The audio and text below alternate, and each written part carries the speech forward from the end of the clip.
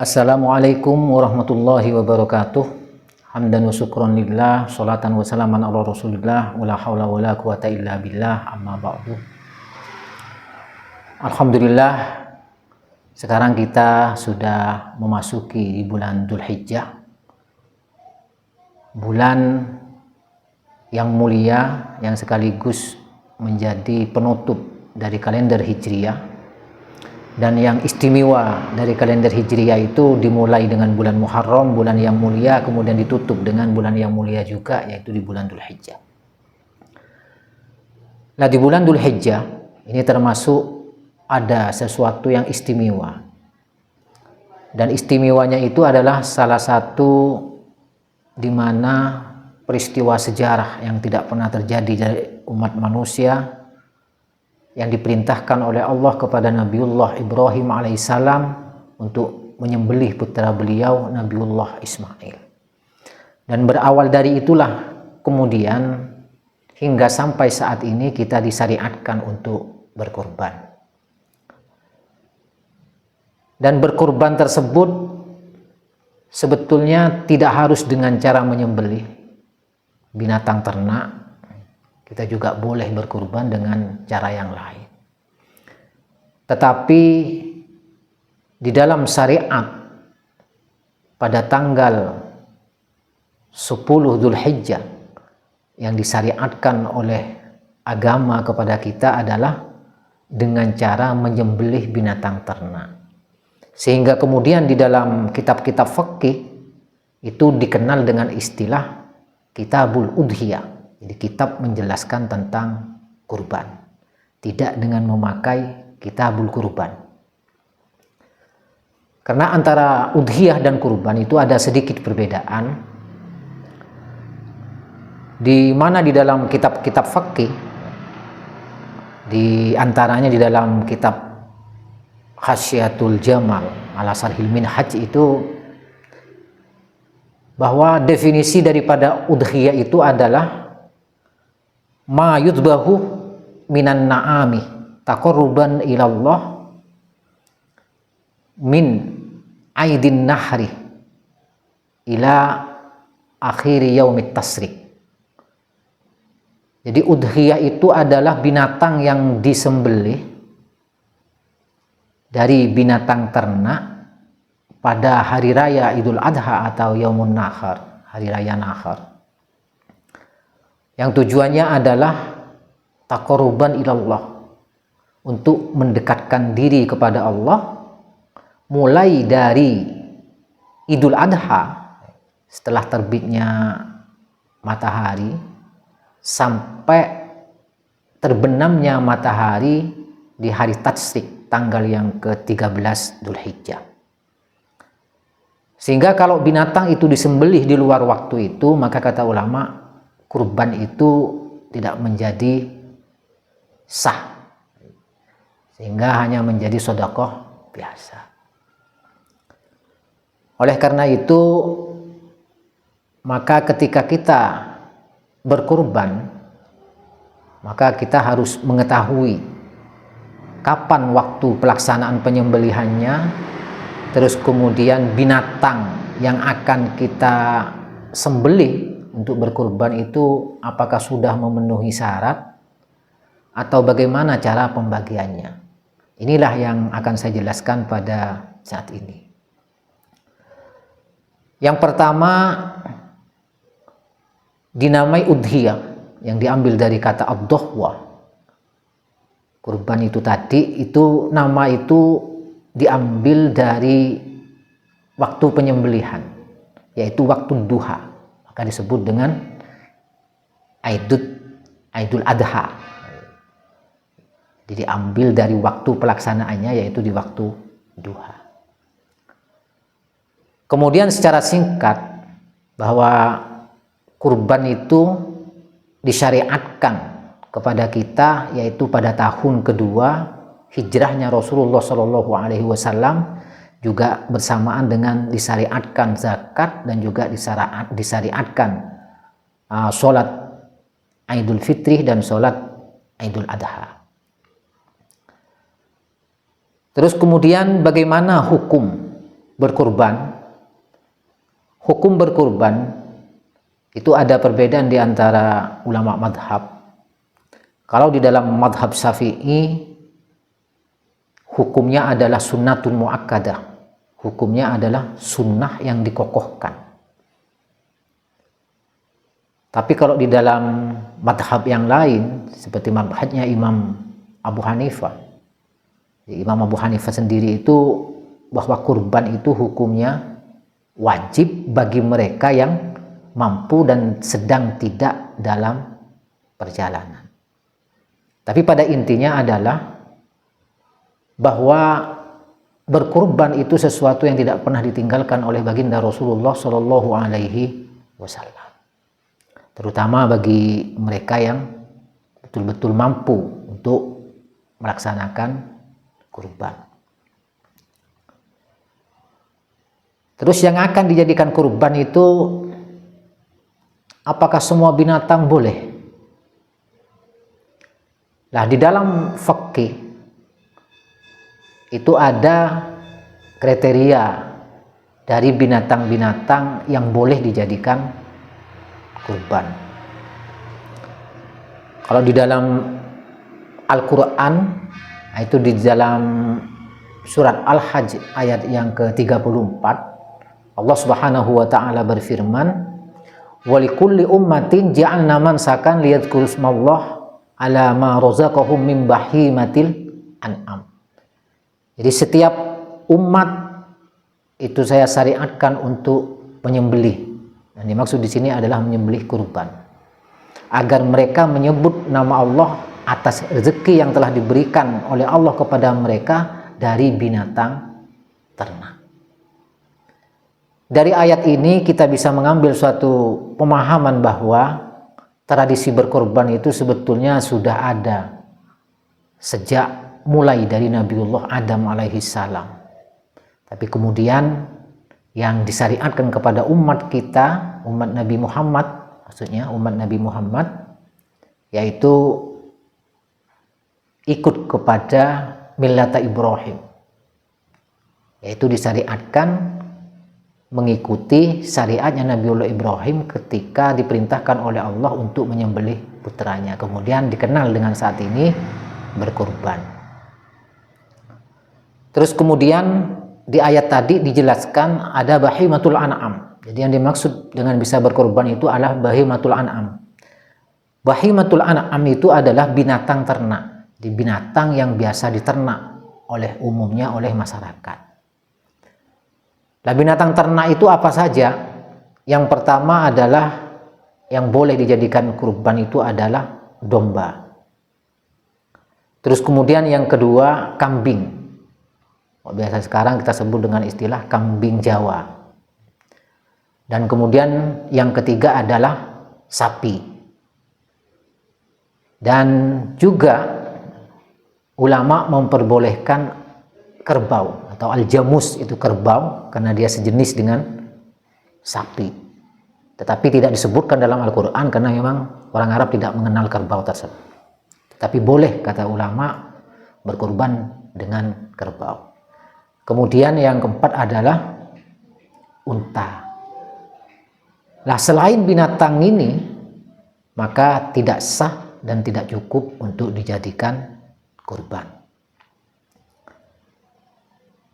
Terus kemudian binatang ternak yang akan dijadikan kurban tersebut itu harus sudah memenuhi syarat. Yang pertama umur. Untuk domba itu disyaratkan umurnya sudah sampai pada umur 1 tahun sempurna. Artinya minimal berumur 1 tahun dan memasuki pada tahun yang kedua. Atau kalau tidak sampai umur 1 tahun, kalau domba itu giginya sudah lepas, maka walaupun tidak sampai 1 tahun, itu sudah boleh dijadikan kurban. Kemudian yang kedua kambing. Kambing itu syaratnya harus minimal umur 2 tahun dan sudah masuk pada tahun yang ketiga. Terus kemudian untuk sapi itu juga sama. Umurnya harus 2 tahun minimal 2 tahun dan sudah memasuki tahun yang ketiga. Dan kemudian untuk unta itu umurnya minimal 5 tahun dan sudah masuk pada tahun yang ke-6. Nah, dari kriteria umur inilah yang kita memang harus berhati-hati ketika kita membeli binatang kurban. Biasanya banyak dijual binatang kurban ketika akan memasuki Idul Adha. Nah, kita harus mengetahui umur binatang tersebut. Karena kalau tidak sampai umur yang sudah ditentukan, maka itu tidak cukup untuk dijadikan binatang kurban.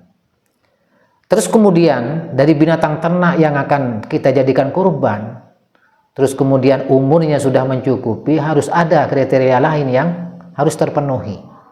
Dari binatang kurban itu yang tidak mencukupi untuk dijadikan kurban, di samping umur tadi. Yang pertama adalah binatang kurban tersebut auro. Al-auro bayyinun awaruha.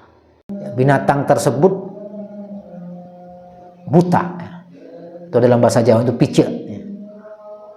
Binatang yang buta dan memang sudah nyata buta, maka itu tidak mencukupi untuk dijadikan kurban.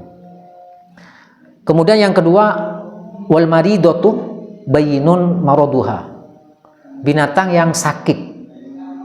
Binatang yang sakit, yang sudah nyata sakitnya, maka itu juga tidak cukup untuk dijadikan kurban. Kemudian yang ketiga itu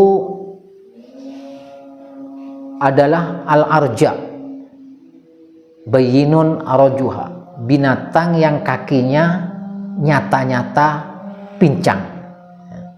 Binatang yang nyata-nyata pincang itu juga tidak cukup untuk dijadikan kurban. Dan yang keempat adalah al-ajfa allati la tanqo. Yang keempat adalah binatang yang sangat kurus sekali sehingga dagingnya itu sangat sedikit. Nah, ini yang juga harus menjadi perhatian. Terus kemudian untuk kurban tersebut bagaimana cara pembagiannya? Untuk pembagiannya, kalau untuk kurban itu yang lebih baik memang dibagi untuk dengan dalam keadaan mentah. Sebaliknya daripada akikoh. Kalau akikoh itu yang lebih baik dibagikan dalam keadaan masak. Tapi kalau kurban itu lebih baik dibagikan dalam keadaan mentah. Terus bagaimana cara pembagiannya? Cara pembagiannya itu yang pertama dihadiahkan, kemudian bagi orang yang berkurban itu memakan sedikit untuk tabarukan, dan kemudian yang ketiga diberikan kepada fakir miskin. Kalau binatang kurban itu adalah kurban sunnah, maka orang yang berkurban itu boleh memakan, tapi dengan catatan tidak lebih dari sepertiga.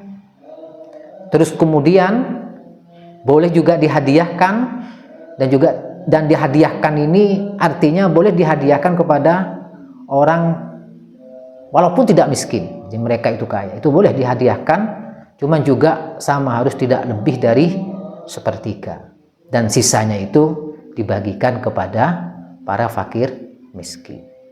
Tapi kalau binatang kurban itu adalah kurban yang wajib dengan cara mungkin dinadari, maka orang yang berkurban itu sama sekali tidak boleh memakan sedikit pun dari binatang kurban tersebut.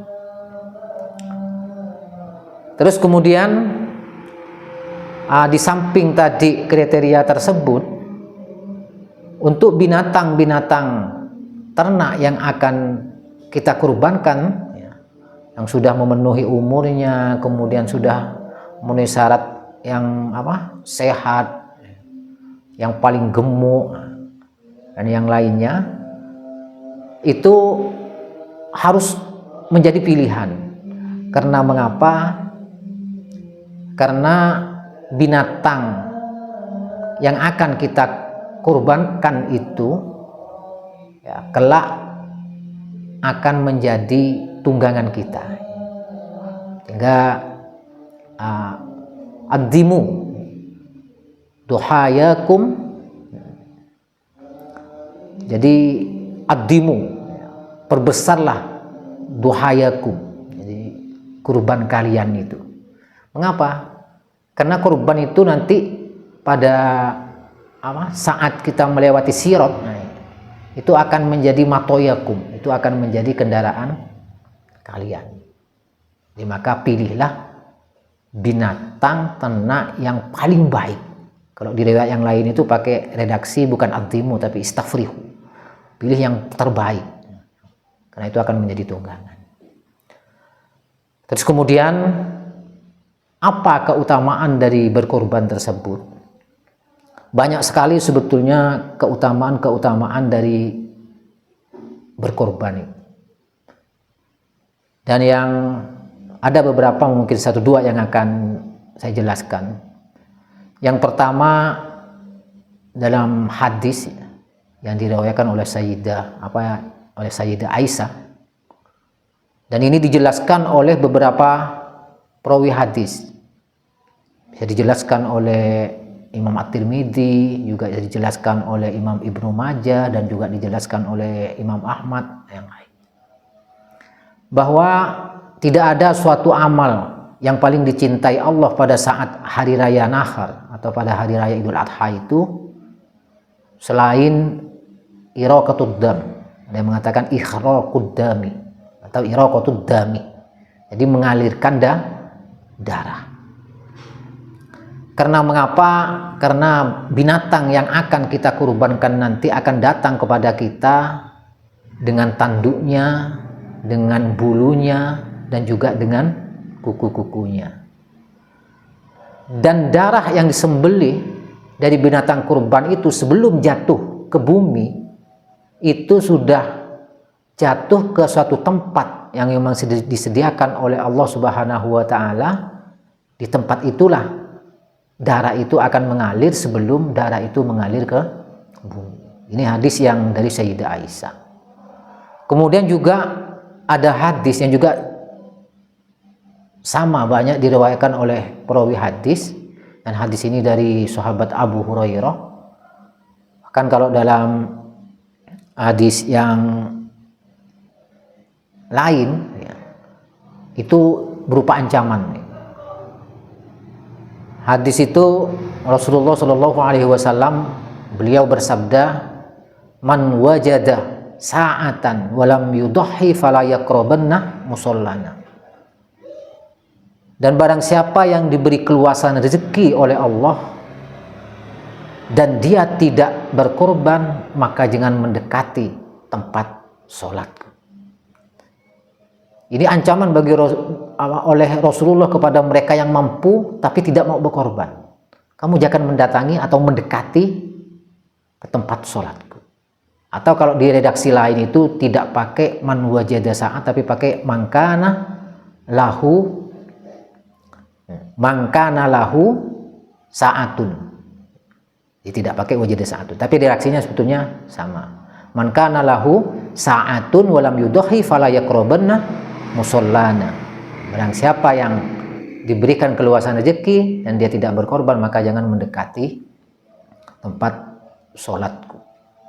Dari ancaman inilah yang kemudian saya sebutkan di depan, bahwa Imam Abu Hanifah itu menyatakan bahwa kurban itu hukumnya wajib.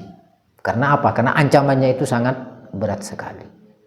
Tapi bagi mereka yang mampu dan tidak sedang dalam perjalanan, atau keutamaan-keutamaan yang lain yang tentunya banyak disebutkan di dalam hadis-hadis. Dan untuk yang terakhir, mari kita merenung sejenak bahwa sebetulnya berkorban itu adalah merupakan ujian dari Allah Subhanahu wa taala untuk melihat sejauh mana kecintaan kita kepada Allah, kepada Rasul-Nya, sejauh mana kita bisa menjadi orang yang bersyukur terhadap rezeki yang telah diberikan oleh Allah kepada kita. Maka apabila kita tidak mampu untuk menyembelih kurban pada tahun ini, maka marilah kita sembelih rasa ego kita, kita sembelih sifat dengki kita sembelih sifat sombong kita sembelih sifat angkuh kita dari diri kita ini sendiri. Dan toh juga kalau tahun ini kita tidak bisa haji dan tidak bisa tawaf mengelilingi Ka'bah, mari kita tawaf mengelilingi keluarga dengan cara silaturahim. Dan akhirnya hanya kepada Allah kita berserah diri dan hanya kepada Allah kita memohon. Wallahul muwaffiq ila aqwamit thoriq. Wassalamualaikum warahmatullahi wabarakatuh.